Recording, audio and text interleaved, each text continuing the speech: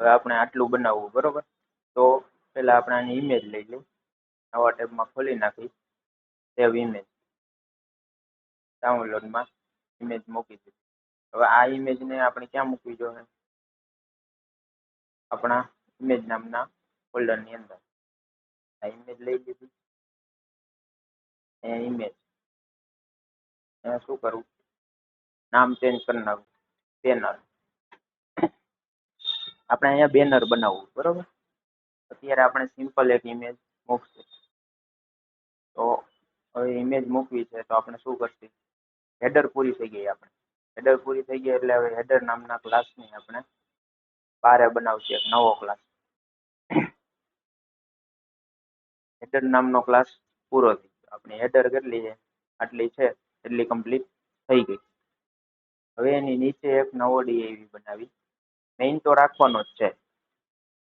એની નીચે આ હેડર, હેડરની નીચે એક ડીઆઈવી બનાવી. ડીઆઈવી ક્લાસ બેનર, બેનર નામનો ડીઆઈવી બનાવ્યો.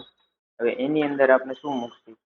આઈએમપી ઇમેજ જ મૂકવાની, એટલે આઈએમપી ટેગમાં આપણે શું લઈ લઈશું? હવે અહીંયા શું મૂકવાનો? આપણો પાથ શેમાં છે? ઇમેજીસ નામના ફોલ્ડરની અંદર શું છે?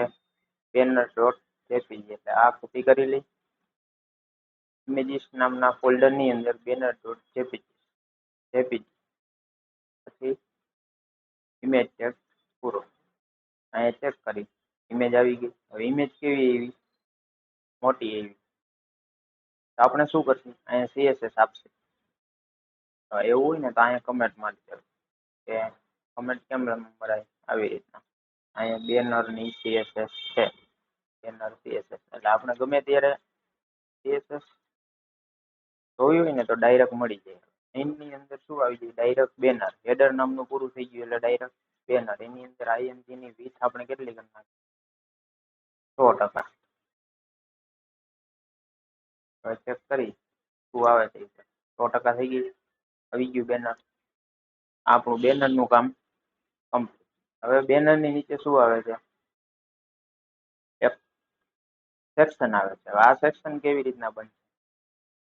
કે જેવી રીતના આપણે આ 4 વસ્તુ બનાવી ને ઉપરની 4 વસ્તુ કેવી રીતના બનાવી? ડીપ ફ્લેક્સ, ડિસ્પ્લે ફ્લેક્સ નો યુઝ કરીને બનાવી. તો આ નીચેનો સેક્શન પણ ડિસ્પ્લે ફ્લેક્સ થી જ બનશે, કેમ કે આપણે 4 ભાગ પાડવા છે. 4 ભાગ અને એ પણ એક સરખા, અને બંને બાજુ જગ્યા આવે છે. તો હવે બંને બાજુ જગ્યા આવે છે ને એના માટે એક આપણે છે ને ડિફાઇન કરશું. શું કરશું? એક કન્ટેનર નામનો ક્લાસ અહીંયા ડિફાઇન કરશું. કન્ટેનર આવે છે પણ મેં કન્ટેનરનું હજી આઈડિયા નથી. તો કન્ટેનર શેના માટે કામ આવે છે?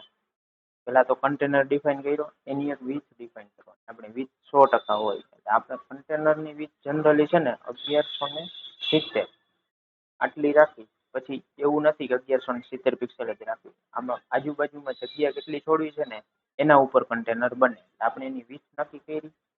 હવે આપણે છે ને અહીંયા પહેલા તો એક ડીઆઈવી બનાવી. એના માટેનો આજી કાઉન્ટર નીચે આવે છે ને, અને શું કહેવાય? કાઉન્ટર કહેવાય. આજે આપણે રિફ્રેશ કરીને ઓપન કરીને ત્યારે આ બધા ચાલતા હોય, વર્કિંગમાં હોય. અત્યારે આપણે સિમ્પલ ડિઝાઇન કરવી છે કાઉન્ટર. તો અહીંયા શું લખવું? એક નવો ક્લાસ બનાવ્યો, એની અંદર મેઇનની અંદર બનાવ્યું છે. બેનર નામનો ક્લાસ આપણે પૂરો કરી નાખ્યો. એની અંદર કાઉન્ટર, કાઉન્ટરની અંદર મેઇન ક્લાસ આખો બની ગયો. એની અંદર શું બનાવવું છે? આ એક બનાવો છે સેક્શન. તો હવે એના માટે આપણે એક ડીઆઈવી ક્લાસ ડી ફ્લેક્સ કરીને એક ક્લાસ બનાવી. આની અંદર આપણે ડિસ્પ્લે ફ્લેક્સ પ્રોપર્ટીનો યુઝ કરશું. એની અંદર પછી કેટલા ભાગ પડે છે? 4 ભાગ. તો આપણે અહીંયા શું કરશું? ડીઆઈવી ક્લાસ આપણે આવું લખી શકીએ કે કાઉન્ટર 1. એકડા બગડા આપી શકીએ, અને સિમ્પલ આપણે કોઈ આના રિલેટેડ નામ આપવું હોય કે યર, એક્ટિવ, સેટિસ્ફાઈ, પ્રોજેક્ટ, એવી રીતના આપવું તોય આપી શકીએ. પછી ડીઆઈવી ક્લાસ શું આવશે? કાઉન્ટર 2. 4 ડીઆઈવી બનાવી દઈ. 4 ભાગ થઈ ગયા. ડીઆઈવી ક્લાસ શું આવશે? કાઉન્ટર 3. ડીઆઈવી ક્લાસ કાઉન્ટર 4 4 ક્લાસ બની ગયા, 4 ડીઈવી બની ગયા, 4 ભાગ આની અંદર આપણે પાડશું. હવે છે ને આપણે કન્ટેનર ક્યારે લેવાનો, આપણો જે આપણે જ્યાં જ્યાં કન્ટેનરની જરૂર પડશે ને, આ કન્ટેનરની વિથ આપણે 1170 પિક્સેલ આવી છે. હવે આ કન્ટેનરની આપણે જ્યાં જ્યાં જરૂર પડશે ને ત્યાં કરશે.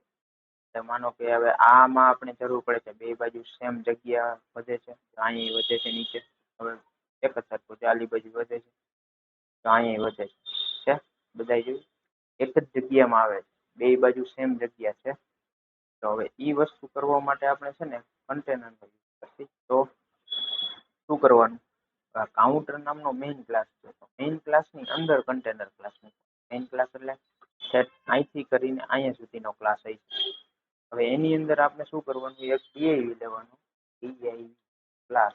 આપણે એકવાર ઉપર બનાવી નાખ્યો, આપણે કેમ સ્ટાર કરીને ઉપર બનાવી નાખ્યો તો બધાને લાગે છે, એવી રીતના એકવાર કન્ટેનર બનાવી નાખ્યો પછી ખાલી અહીંયા શું કરવાનું, ક્લાસ જ લખવાનું દર વખતે. નવો અહીંયા કઈ પછી એનું ઇમ્પ્લિમેન્ટ નહીં કરવાનું, ક્લાસ નાખી એટલે એની સીએસએસ મળી જાય આપણને. આપણે શું કર્યું, કાઉન્ટર નામનો જે છે ને એની અંદર આપણે શું કર્યું, એક કન્ટેનર નામનો ડીઆઈવી બને કાઉન્ટર, આ મેઇન ક્લાસ બરોબર. આ કાઉન્ટર છે, કાઉન્ટર ની અંદર આપણે એક ટેબ છોડીને કન્ટેનર બનાવ્યું, આને પાછું હજી એક ટેબ આપી દે એટલે ફોર્મેટિંગ થઈ ગયું. શું થયું, કાઉન્ટર બનાવ્યો ને, હવે આપણે આની પહેલા ડિઝાઇન કરી પછી કન્ટેનરની ઇફેક્ટ તને દેખાડું એવી રીતના આવે છે.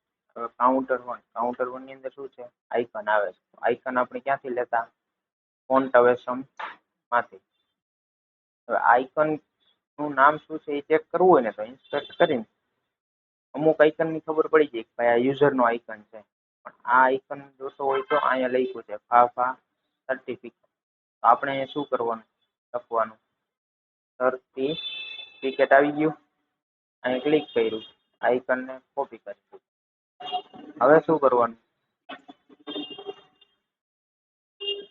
સર્ટિફિકેટ છે તો પેલા આઇકન એમને મૂકી દઈશું, આઇકન મૂકી દીધું. હવે શું કરવાનું, આ એક બનાવવું છે, તો આ શેનાથી બનશે, H1 ટેગ થી કેવી રીતના બનશે, તો આપણે અહીં લખી H1 ની અંદર શું આવે છે, 6 અને પ્લસ બરાબર. પછી નીચે શું આવે છે, નીચે ટી ટેગમાં લઈ લીધી, પછી આનું શું કરશું, ફોન્ટ મોટા કરી નાખશું. ટી ટેગમાં છે કોપી કરી લીધું, અહીંયા મૂકી, આટલી આપણે ડિઝાઇન ફાઈ દબાવી રિફ્રેશ કરી, અહીં આવી ગયું, આઇકન પણ આવી ગયું. હવે જો આ છે ને અહીંથી અડેલું આવે, આપણે શું કર્યું, કાઉન્ટર ને 20 આપી છે, પેલું શું કહે કન્ટેનર ને 20 આપી છે, કેટલી, તો અહીંયા કન્ટેનર દેખાય છે, કન્ટેનર કેવડો છે, આટલી 20 થઈ ગઈ 1140. પછી શું આવે છે, એ કેસરી કલર નું આવે છે ને એ શું છે, જગ્યા છોડે છે. આને સેન્ટર કરવું હોય તો, સેન્ટર કરવું હોય ને તો એના માટે એક પ્રોપર્ટી છે, એ અહીંયા દર વખતે આપવી જ જોશે, માર્જિન 0 ઓટો. માર્જિન બે બાજુથી સરખું છોડશે. રિફ્રેશ કરું જો આવી આ જગ્યા તૂટી ગઈ. હવે જેટલી જ જગ્યા આલી બાજુ હશે ને એટલી સામે છે, જો એક પર સેમ જગ્યા દેખાય છે. આ કન્ટેનર બન્યું. આ કન્ટેનર નો દર વખતે યુઝ કરવો હોય ને તો ખાલી આ કન્ટેનર ક્લાસ નો જ યુઝ કરવાનો. હવે માનો કે બીજો સેક્શન બનાવ્યો આવું, ત્યાં કન્ટેનર નો યુઝ કરવો તો એ સેક્શન ની અંદર પહેલા શું મૂકી દેવાનું, કન્ટેનર. પછી અંદર આપણે જે ડિઝાઇન કરવાની, આપણે કેમ મેઇન સેક્શન બનાવતા પછી અંદર ડિઝાઇન કરવી, એવી રીતે મેઇન સેક્શન એની અંદર આપણે કન્ટેનર નામનો ક્લાસ માટે એક ડીઆઈવી એટલે એ શું થશે, એની અંદરની જેટલી વસ્તુ હશે ને આ કન્ટેનર ની અંદર જ આવશે. સમજાઈ ગયું. હવે આ 1170 પિક્સેલ નો નાનો લાગતો હોય કન્ટેનર તો આપણે અહીંયા ગમે એ કરી શકીએ, 1270 પિક્સેલ કરી શકીએ, મોટો થઈ ગયો. સમજાણું.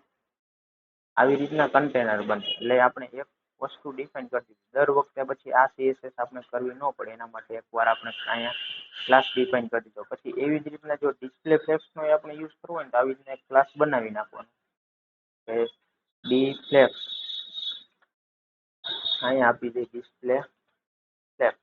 આ પ્રોપર્ટી આવી ગઈ અંદર. પછી એની વીથ તો 100% હોય જ, પણ આપણે અહીંયા તો 20-100% આપી.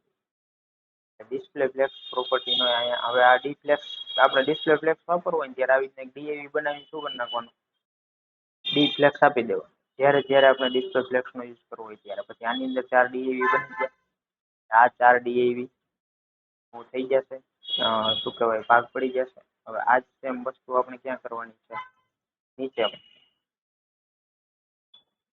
આ સેમ વસ્તુ અહીંયા અને આ સેમ વસ્તુ અહીંયા હવે પહેલા આપણે ખાલી એની ડિઝાઇન કરી લઈએ પછી કન્ટેન્ટ ચેન્જ કરશું 4 આવી ગયા હવે શું થયું 4 ભેગા આવ્યા તો હવે આને આપણે શું કહેવાય એવું કરી શકીએ કે કાઉન્ટર 1 આપ્યું છે કાઉન્ટર 1 અથવા આપણે એવું કરી શકીએ કાઉન્ટર બોક્સ કેમ કે ચારેય વસ્તુ સેમ છે ને એટલે સેમ ક્લાસનો યુઝ કરી શકીએ તો આપણે સેમ જ ક્લાસનો યુઝ કરીએ એટલે એકને સીએસએસ આપશે એટલે 4 ને મળી જશે હવે શું કરશે આપણે ભાગ પાડવા છે એટલે એક સરખા ભાગ પાડવો હોય તો ડોટ મેઇન ની અંદર વિથ આપવી પડશે ચારેયને ચારેય ડીએવી એક સરખી વિથ આપવી પડશે ને મેઇન ની અંદર કાઉન્ટર ની અંદર કાઉન્ટર પછી આને ક્યારેય રેફરન્સ નહીં લેવાના આપણે જે ડિફાઇન કરેલા હોય ને કન્ટેનર છે ડી ફ્લેક્સ છે આપણે ઉપર ડિફાઇન કરેલા એને રેફરન્સ નહીં લેવા કેમ કે એ અમુક વસ્તુમાં કન્ટેનર આવતો હોય ને અમુક વસ્તુમાં ન આવતો હોય એટલે આપણે શું કર્યું કાઉન્ટર ની અંદર કાઉન્ટર બોક્સ ડાયરેક્ટ લઈ લીધું કાઉન્ટર ની અંદર કાઉન્ટર બોક્સ એની વિથ આપણે આપી દઈ 4 છે એટલે કેટલી આવશે 25% થશે 100% ના 25% થઈ આવી ગયું હવે શું કરવું છે આને કેવી રીતના લેફ્ટ સાઈડ થી આવે હવે છે આમાં કેવા આવે છે સેન્ટર આવે તો આપણે શું કરશું આને લેફ્ટ અલાઈન સેન્ટર કરી નાખીએ એટલે શું થશે આઇકન એક સેન્ટર આવી જશે બધું આવી ગયું સેન્ટર આવી ગયું હવે શું કરવાનું છે આની ખાલી સ્ટાઇલ જ કરવાની છે ડિઝાઇન જ કરવાની છે હવે આને આપણે શું કરવું છે મોટો કરવો છે તો શું કરવાનું કાઉન્ટર બોક્સ ની અંદર આઈ ટેગ ને આપણે ફોન્ટ સાઇઝ ચેન્જ કરશું ફોન્ટ સાઇઝ પછી એનો કલર આપી દે કલર કેવો આપવો છે આમાં છે એવો કલર આમાં ડિફાઇન કરેલો હશે ત્યાં અહીંયા કલર આપેલો એની ફોન્ટ સાઇઝ એને 60 પિક્સેલ રાખી આપણે 30 પિક્સેલ રાખી જોઈ લઈએ નકર 60 પિક્સેલ કરી નાખશે 60 પિક્સેલ કરવી દેશે કેમ કે નાનું 60 પિક્સેલ કરી નાખી થઈ ગયું મોટું હવે શું કરવું છે એની નીચે થોડુંક આપણે પેડિંગ આપીએ એટલે જગ્યા છૂટશે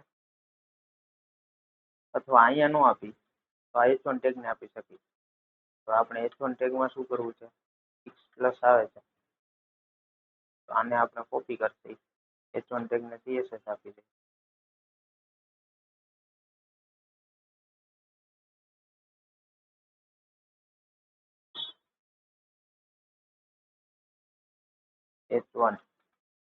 h1 ટેગમાં શું કરશે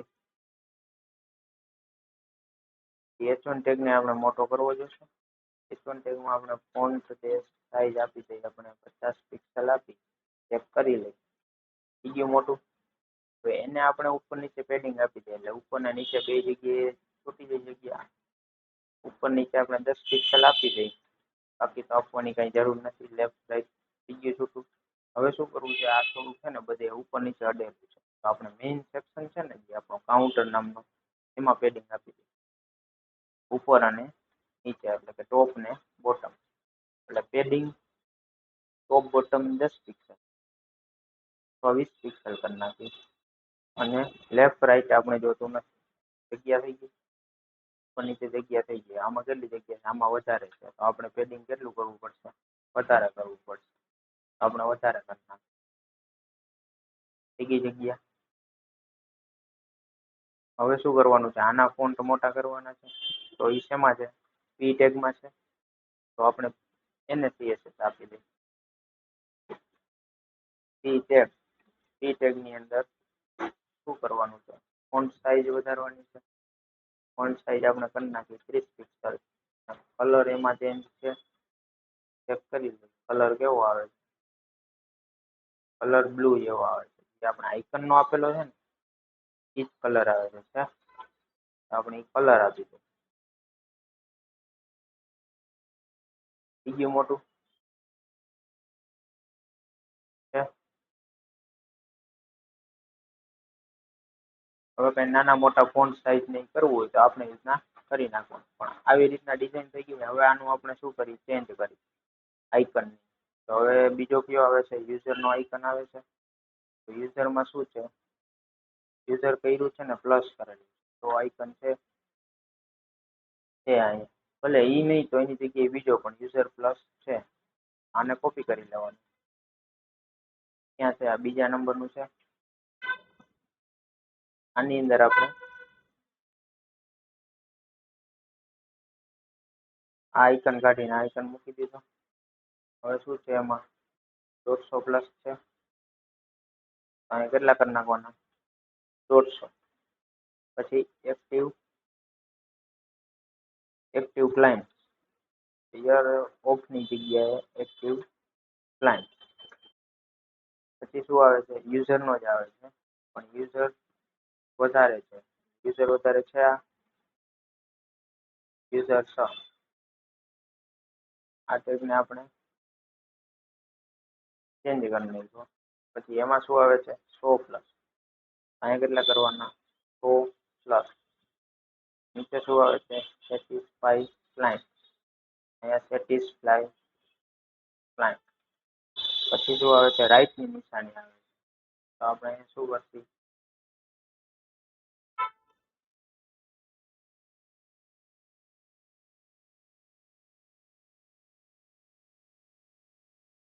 રાઈટ લઈશું. રાઈટમાં આવે તો ઈ ન મળે તો શું કરવાનું આપણે અહીં ઇન્સ્પેક્ટમાં ચેક કરી લેવાનું. એનું નામ શું છે ચેક.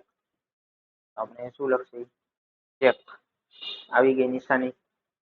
આને કોપી કરી લેવાની અહીંયા મૂકી દઈ. એમાં શું છે 155. પછી શું છે પ્રોજેક્ટ ડન. પ્રોજેક્ટ ડન થઈ ગયું. હવે એમાં એવું છે કે આમાં ફોન્ટ ફેમિલી થોડીક છે ને ચેન્જ છે. આમાં આપણે સિમ્પલ છે એટલે એવા થોડાક ફોન્ટ લાગે છે. બાકી એના જેવું હજી ઉપર નીચે જગ્યાએ છોડી તો છોડી શકીએ. અહીંયા આપણે 50 પિક્સલ આપી છે. આપી છે બેનર CSS માં એ આપણે કરી નાખ્યું ઇન્ટર. થઈ ગયું. હજી આને છૂટું છૂટું કરવું હોય તો આપણે આપી શકીએ H1 ટેગમાં. થઈ ગયું. આવી રીતના ડિઝાઇન બને બરોબર છે. આ બેનરની ડિઝાઇન છે પ્લસ આ શેની છે કાઉન્ટરની ડિઝાઇન. સમજાઈ ગયું. પછી આવે છે અબાઉટ ની ડિઝાઇન આવે છે.